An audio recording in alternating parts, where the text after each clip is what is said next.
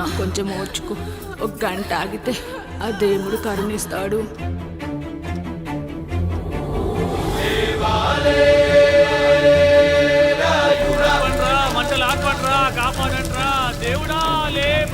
ఆయన లేవాలి, ఈ మంటలు ఆరాలి. ఈ కంటిలోని ఒక్క పొట్టు ఈ మంటల మీద పడినా ఈ ఊరే కన్నీరు పెడుతుంది.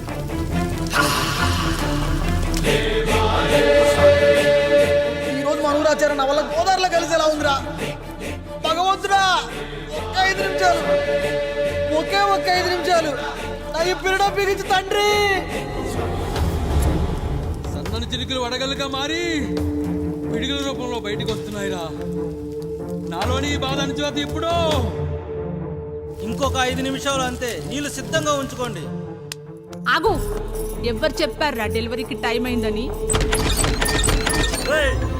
ఆ దేవుడు నిద్ర లేచే వరకు ఈ ఊరు ఒత్త కూడా పోసుకోదు. ఇంకా 5 నిమిషాలు లేట్ అయితే ఆవిడ పేరు ముందు లేట్ పడుతుంది. అది చచ్చినా ఆ బిడ్డ వచ్చినా ఆ దేవుడు మంచం దిగి నేల మీద పడ్డాకే నీ కత్తి దాని ఒంట్లో దిగాలి. శభాష్ రా సమ్రా.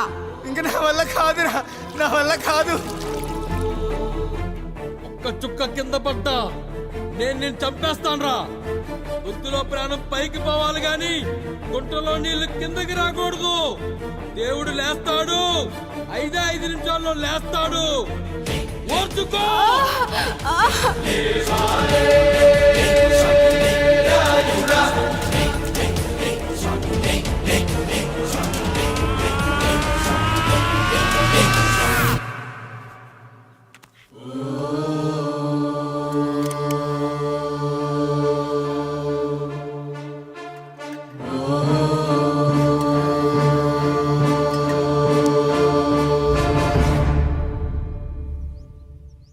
రాయుడు గారు నిద్ర లేచారు.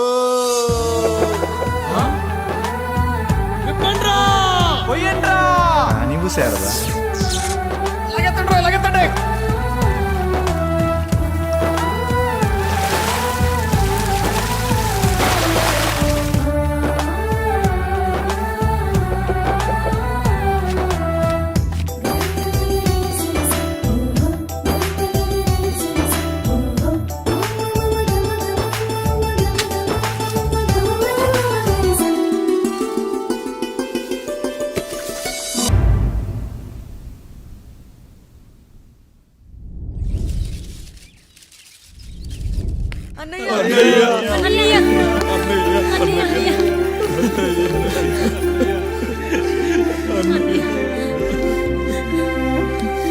రాత్రి చాలా భయం వేసిందనయ్యా. ఇప్పుడు మమ్మల్ని వదిలి వెళ్ళకన్నయ్యా. రాత్రే కదరా మనం అందరం కలిసి పడుకున్నాం. ఎప్పుడో రాత్రి చూసామన్నయ్యా, నిన్ను చూడకుండా ఒక్క అరగంట కూడా ఉండలేకపోతున్నా. నిన్ను చూసి చాలా రోజులైనట్టుంది అన్నయ్య. రాత్రంతా ఎక్కడికి వెళ్ళావన్నయ్యా? అసలు ఎక్కడికి వెళ్ళారండి? ఇంట్లో దోమలు కుడుతున్నాయని అలా పక్కనే ఉన్న గడ్డివాం దగ్గర పడుకున్నా. మన రత్తాలు వాళ్ళ ఆయన ఊళ్ళో లేడంది. సరే అని తను తోడుగా తీసుకెళ్ళా.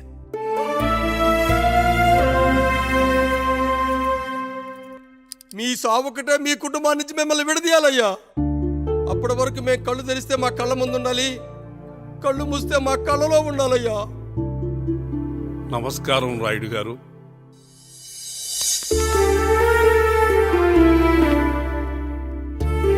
నమస్తే. ఏం జడ్జి గారు ఎప్పుడొచ్చారు? ఇప్పుడే. రాయుడు గారు, మీ కుటుంబం గురించి వినడమే గాని ఇప్పుడే చూస్తున్నాను. ఒక్కసారి మీ కుటుంబ సభ్యుల్ని నాకు పరిచయం చేయండి రాయుడు గారు. వాళ్ళు నా తమ్ముళ్ళు. నమస్కారం. మొత్తం ముగ్గురా? కాదు, నలుగురు. వాడు వేరే షూట్లో ఉన్నాడు. వీళ్ళు నా చెల్లెళ్ళు. నమస్కారం తల్లి. వీళ్ళు నా భార్యలు. నమస్కారం అమ్మా. వీళ్ళు నా బంధువులు. నమస్కారం. నా జీవితంలో ఎంతో ముఖ్యమైన, ఇష్టమైన, ప్రాణమైన మరో మనిషిని మీకు పరిచయం చేయాలి. ఆవిడే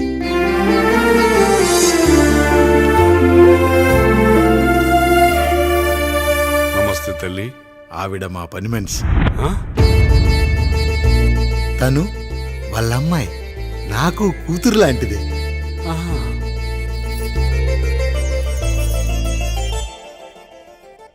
ఆ ఫోటోలోని వ్యక్తి ఎవరమ్మా? మీ ఆయన?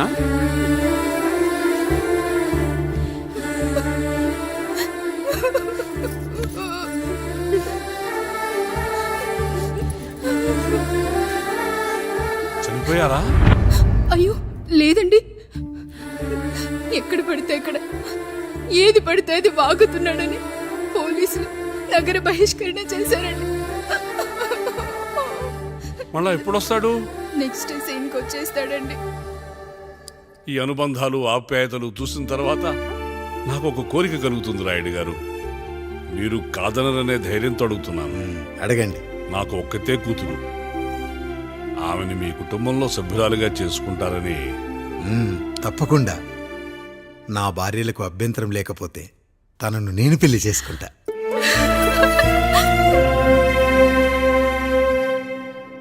అయ్యో, మీరు పొరపాటుగా అర్థం చేసుకున్నారు.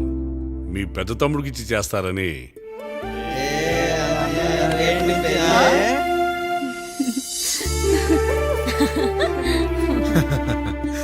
తప్పకుండా తప్పకుండా ఒక మంచి రోజు చూసుకొని మీ ఇంటికి అమ్మాయిని చూసుకోవడానికి వస్తాం. ధన్యుణ్ణి రాయుడు గారు, ధన్యుణ్ణి.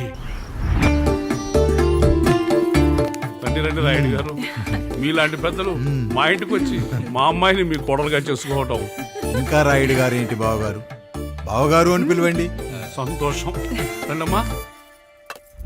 త్వరగా అమ్మాయిని పిలిపించండి, మా వాడు అసలే ఆగలేకపోతున్నాడు. మా వాడు చిన్నప్పటి నుంచి అంతేనండి, కక్కొచ్చినా ఏమొచ్చినా ఆపుకోలేడు. త్వరగా మీ అమ్మాయిని పిలిపిస్తే ఆ కళ్యాణం ఏదో చేసేద్దాం. అమ్మా జయమాలిని, అమ్మాయిని చూసురా.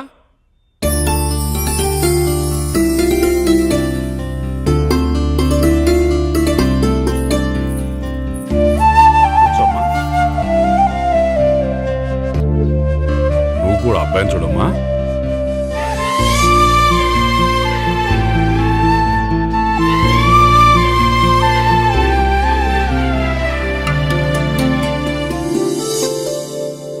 మా అమ్మాయి అని చెప్పుకోవడం కాదు కానీ అసలు ఈ కాలపిల్ల కాదు బావగారు.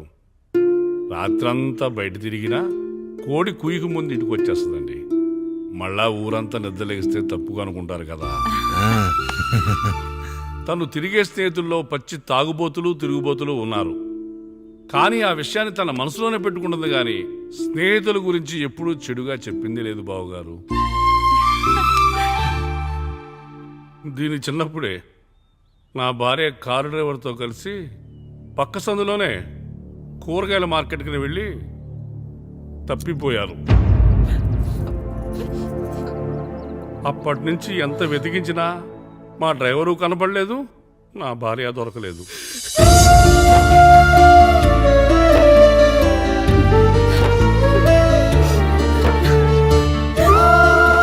అమ్మ నాకు చాలా ప్రేమ పంచింది నాన్న, అది ఊరంతా పంచుతానంటుంది నా బిడ్డ. నేను కాదనలేదు. అలాంటి నా కూతురు ఇవాళ మీ కోడలవటం నిజంగా నా అదృష్టం బావగారు. ఈ రోజు నుంచి మీ అమ్మాయి మా ఇంటి బిడ్డ. అమ్మాయి నచ్చిందా బాబు? నచ్చిందా?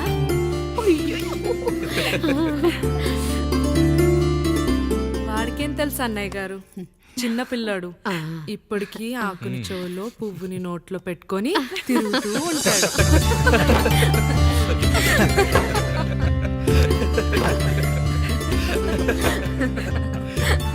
ఇకంత శుభం అన్నమాట. ఇక తాంబూలవి మార్చుకుందాం. ఒక్క నిమిషం ఆగి, నేను చెప్పేది ఒకసారి నా మాట క్షణం కూడా ఉండను. ప్లీజ్. అమ్మా శారదా, పెద్దవాళ్ళు వచ్చారమ్మా, మనల్ని చూస్తున్నారు. అమ్మాయికి పెళ్లి చూపురమ్మా. ఈ టైంలో నువ్వు ఇలా అలర్ట్ చేస్తే దాని జీవితం నాశనం అవుతుంది తల్లి. లోపలికి వెళ్ళు, తర్వాత మాట్లాడదాం. ఇక్కడ మీ కోడలు కాపురం కాలిపోతుంటే మీరు ఆ మంటల్లో మీ కూతురు పెళ్లికి కాఫీలు పెట్టిస్తున్నారా? ఈ ఇంట్లో నేను ఇంకొక క్షణం కూడా ఉండను. ఒక్క నిమిషం తల్లి, అసలేం జరిగిందో నాకు చెప్పమ్మా. ఈయన మంచోడని 6 నెలల క్రితం నాకు పెళ్లి చేశారు. మొదట్లో బాగానే ఉన్నాడు, ఆ తర్వాత ఒక రోజు మందు కొట్టాడు. కొని తాగింది దిగాక మంచోడుగా ఉంటాడు అనుకుంటే ఈ మధ్య చెడు తిరుగుళ్ళు తిరుగుతున్నాడు. ఊరవతల చిన్నుళ్ళు కూడా పెట్టేశాడు. మీరే చెప్పండి రాయుడు గారు, ఈ ఇంట్లో నేను ఉండాలా వెళ్ళిపోవాలా? ఈయన్ని వదిలేయాలా అక్కర్లేదా? ఎస్, వదిలేయాలమ్మా. వదిలేయాల్సింది నీ భర్తను కాదు, అతనిలోని లోపాలు. ఆశ్చర్యపోతున్నావు కదూ? ఒక మగాడి బాధ సాటి మగాడిగా నేను చెప్తానమ్మా. ఆడదాని ప్రేమ వెలిగించిన అగరొత్తి లాంటిది. ఒకడు వెలిగించగానే కొన్ని గంటల్లో బూడిదైపోతుంది. కానీ మగాడి ప్రేమ దీపం లాంటిది. తాను కాలుతూ కూడా నలుగురిని వెలిగించుకుంటాడు. ఆ వెలుగులో ఆనందాన్ని వెతుక్కుంటాడు. చూడమ్మా శారద, నువ్వు కాకిలోని నలుపును చూస్తున్నావు, నేను దాని రెట్టలో తెలుపును చూస్తున్నాను. మొగడు మందు కొట్టొస్తే నిన్ను కొట్టలేదని సంతోషపడాలి గాని బాధపడకూడదమ్మా. ఇక చిన్నిల్లు సంగతి అంటావా? రుచిగా ఉందని లొట్టలేసుకుంటూ సగం తిన్న బిర్యానీలో కుక్క మూతి పెట్టిందని తెలిసాక దాన్ని పారేసుకుని ఆకలిని చంపుకోవడం కంటే నాకింది మనింటి కుక్కే కదా అని దాని మూతిపళ్ళు రాలగొట్టి ఇంట్లో కట్టేయాలి. నీ భర్త కూడా అలాంటి కుక్కలాంటి వాడేనమ్మా.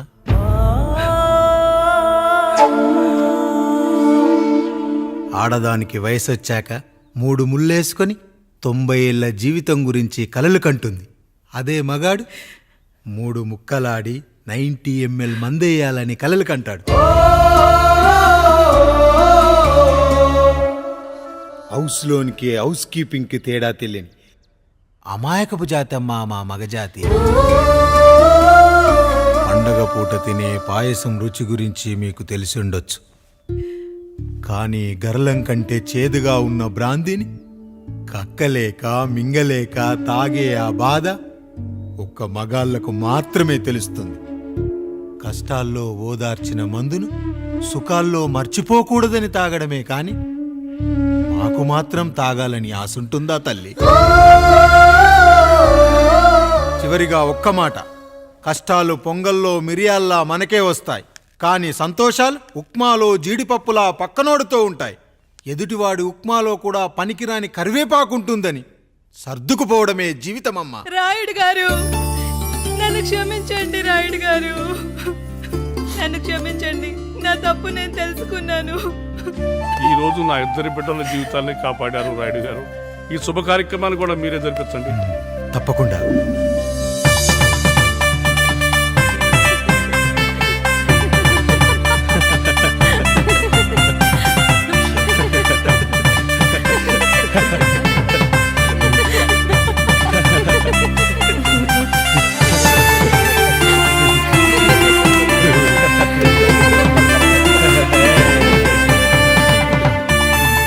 రాముడు, పండు, మీరు దీవించండి.